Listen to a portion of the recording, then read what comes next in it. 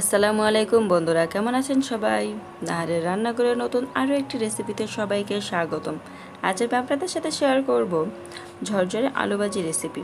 আলু ভাজিটা করার জন্য আমি এখানে দুটো বড় সাইজের আলু নিয়ে নিয়েছি।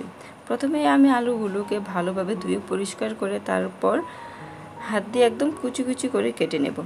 গ্রেটারের সাহায্যে আলুটা গ্রেট করে নিলে সেই আলু ভাজিটা নরম হয়ে যায়। হাত দিয়ে কুচি কুচি করে তারপর আলুটা ভাজি করলে ভাজিটা খেতে অনেক ভালো হয়। আমি আলুগুলোকে এইভাবে কেটে নিয়েছি। এবার এগুলোকে আমি ভাজি করে নেব। এই ভাজিটা করার জন্য আমার আর যে উপকরণ লাগবে তা হচ্ছে পেঁয়াজ কুচি, কিছু কাঁচামরিচের ফালি আর কিছু নিয়েছি ধনেপাতা। এবার চলে যাচ্ছি মূল কাজে। চুলায় একটি কড়াই বসিয়ে তাতে পরিমাণ মতো তেল গরম করে নিলাম। তেলটা ভালোভাবে গরম হয়ে আসার পর সেখানে দিয়ে দিচ্ছি পেঁয়াজ কুচিগুলো। পেঁয়াজ দিয়ে তারপর কাঁচামরিচের ফালিগুলোকেও দিয়ে দিলাম। এবার এই পেঁয়াজ আর কাঁচামরিচের ফালিটা একটু ভেজে নেব। এগুলো একটু ভাজা হয়ে আসলে তারপর আমি এখানে দিয়ে দেব হাফ চামচ পরিমাণে হলুদ গুঁড়ো আর হাফ চামচ পরিমাণে মরিচের গুঁড়ো।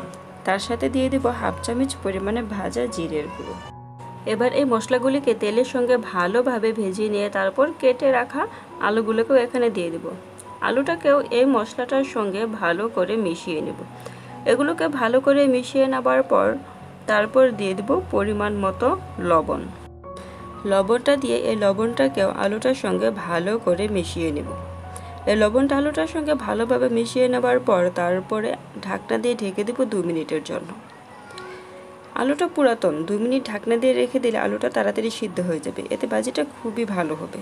2 মিনিট পর ঢাকনা খুলে আলুটাকে নেড়ে চেড়ে দিচ্ছি। এবার অনবরত নেড়ে চেড়ে এই আলুটাকে আমি ভেজে নেব। এইভাবে যদি আলুটা ভাজি করে নেন, এটা গরম গরম রুটি কিংবা পরোটার সঙ্গে খেতে যেমন টেস্টি হবে, তেমনি সাদা পোলাওয়ের সাথে এর স্বাদটা হয় খুবই দুর্দান্ত।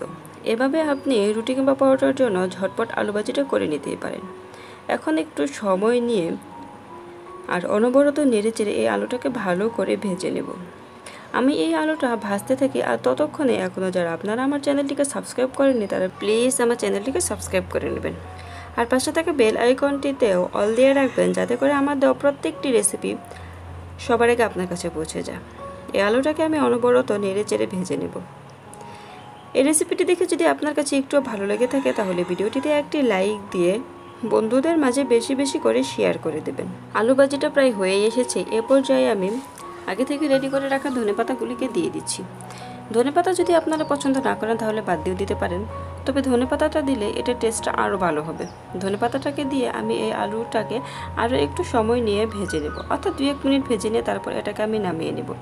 দেখতেই পাচ্ছেন আলু ভাজিটা দেখতেই কতটা সুন্দর হয়েছে, আর খেতেও মাশাআল্লাহ এর টেস্টটা হবে সত্যিই দুর্দান্ত। সম্পূর্ণ ভিডিওটি দেখার জন্য সবাইকে অনেক অনেক ধন্যবাদ। ফিরে আসবো নতুন কোনো রেসিপি নিয়ে। আল্লাহ হাফেজ।